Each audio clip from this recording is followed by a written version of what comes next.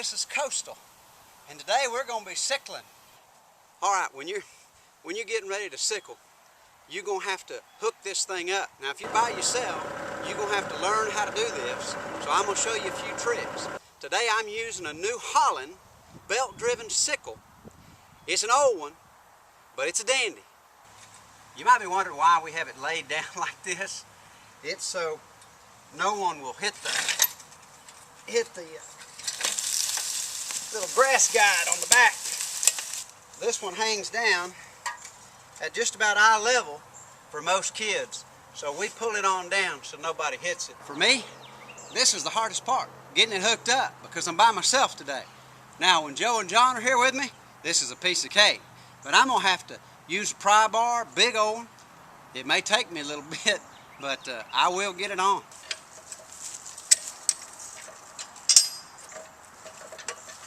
On the side, there is a pin that holds this whole unit up. We're ready to back it up. I can already tell I'm not on center.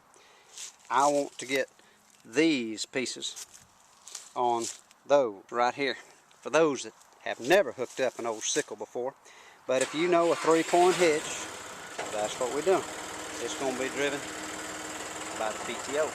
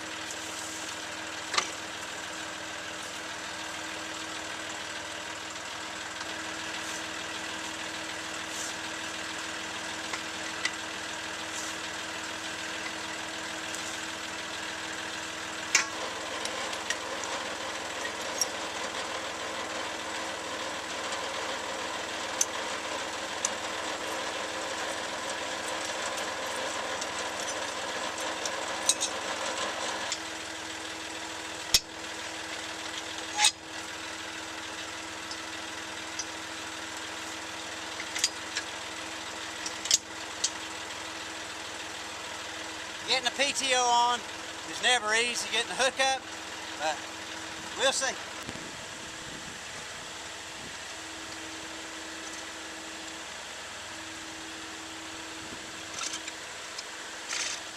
What we just hooked up was the PTO.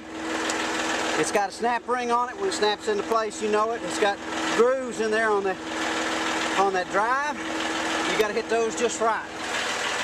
This keeps the distance and keeps the angle on the sickle bar. Now we're gonna put a little grease on it, make it spin real nice. But first we're gonna lift it. There's one more you got to get. Lock this lever in place. You can only do it when it's raised. This one butts up against it, so we're going to lower it back down a little bit. All we got to do is take a little bit off of it. That got it. And that just holds everything up high. I do believe we're ready to grease, and then we're going to start cutting. There are all kinds of grease zerks all over this thing.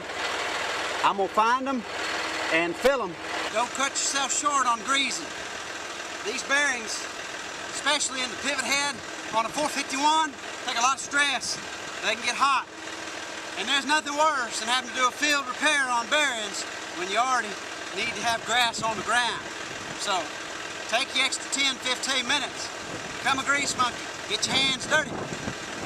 You'll work smarter, not harder.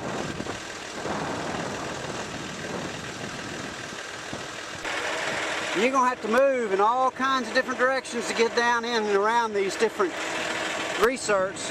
But I wanted to show you right here, when you see grass from the last cut and still wrapped up, you want to make sure you get your pocket knife out, whatever you got, and get that off, because that will create friction. Well, I've got all the grease zerks greased. Now I'm going to take a little bit of biodegradable oil and I'm going to run it down the bar just on the other side where the nuts are, in between the nuts and the blade bar, so that she can get a little bit of lubrication, because there's no grease in there, and so this helps it just to get going. Once it heats up and starts moving, it's not a problem anymore. And I leave the cap on just to leave it loose, just so it helps me to grease them up a little bit. Well, she's going. Looking good. Now it's the fun part. I get to cut some hay.